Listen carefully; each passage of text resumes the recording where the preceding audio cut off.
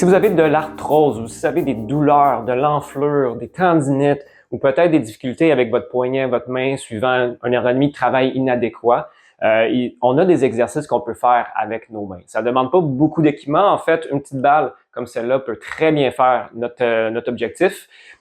Une balle en œuf, j'aime bien parce que bon, ça va bien épouser la forme de la main. Mais si vous avez une balle ronde, ça peut très bien fonctionner aussi, une balle anti-stress.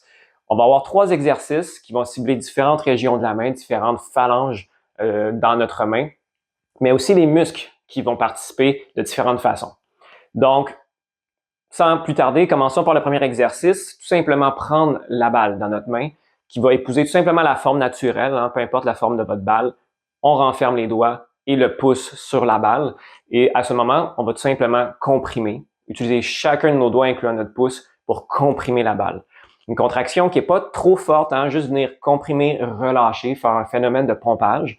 Et ce que ça va faire, vous allez le sentir, les différents muscles de la main contractés, peut-être un peu d'étirement à l'extérieur, mais chacune des articulations, des phalanges qui vont venir se refermer. Ça va venir lubrifier nos articulations si vous avez de l'arthrose. Ça va venir ramener du sang dans nos muscles, dans nos tendons. Si vous avez des difficultés à ce niveau de l'édème, au niveau des tendinites ou autre, ça va venir supporter ça et venir sortir le liquide par la suite en chemin inverse. 5, 10, 15 répétitions, peut-être 20, ça se fait très bien devant la télévision ou en train de faire n'importe quoi en buvant son café.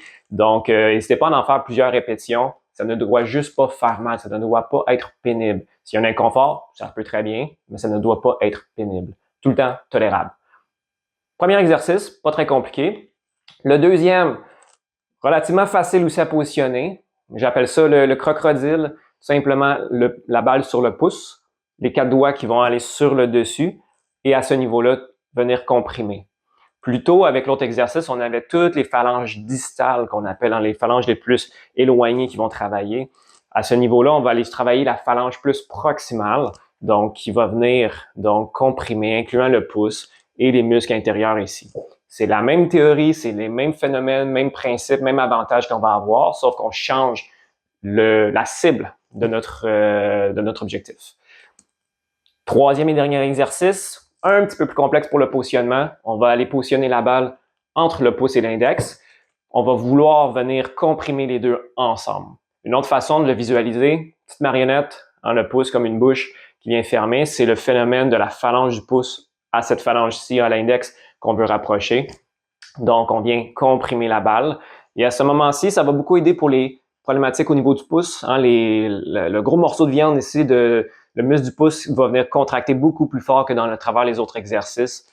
On vient encore une fois faire un 5 à 10 à 15 à 20 répétitions, tout simplement selon vos conforts ou vos bénéfices obtenus, et on comprime. Si vous avez besoin de faire les 3 exercices, faites les 3 exercices. Si c'est seulement un, écoutez votre corps, il va vous dire lequel qui est le plus efficace et faites celui-ci.